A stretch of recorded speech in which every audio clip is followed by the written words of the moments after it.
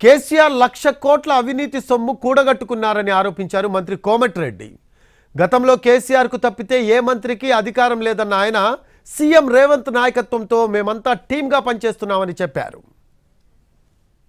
ముఖ్యమంత్రి చేస్తా, KG to page నేనే చదివిస్తా, డబుల్ బెడ్రూమ్ కట్టిస్తా అని 100 రకాల అబద్ధాలు చెప్పి అధికారంలోకి వచ్చి తన కుటుంబాన్ని 40 కుటుంబాలను బాగు చేసుకొని 1,00,000 కోట్లు ఈరోజు అవినీతికి పాల్పడి నాణ్యత లేని కాళేశ్వరం కట్టి 2,00,000 కోట్లను నీళ్ల పాలు చేసిండు. కొడుకు బిడ్డ అల్లుడు కేసీఆర్ చేతిలో తప్ప ఏ మినిస్టర్కి అధికారం లేకుండే.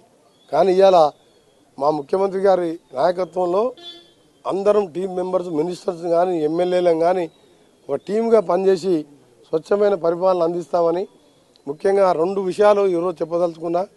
మేము ఇచ్చిన ఇందిరమ్మ 6 గ్యారెంటీల్లో 2 ఇప్పటికే 2వ రోజే మేము ప్రమాణ స్వీకారం చేసిన 7th అయితే 9th రోజు మహిళలకు ఉచిత ఆర్టీసీలో ప్రయాణం దాదాపు రోజు 30 నుంచి 35 లక్షల మంది ప్రయాణిస్తున్నారు.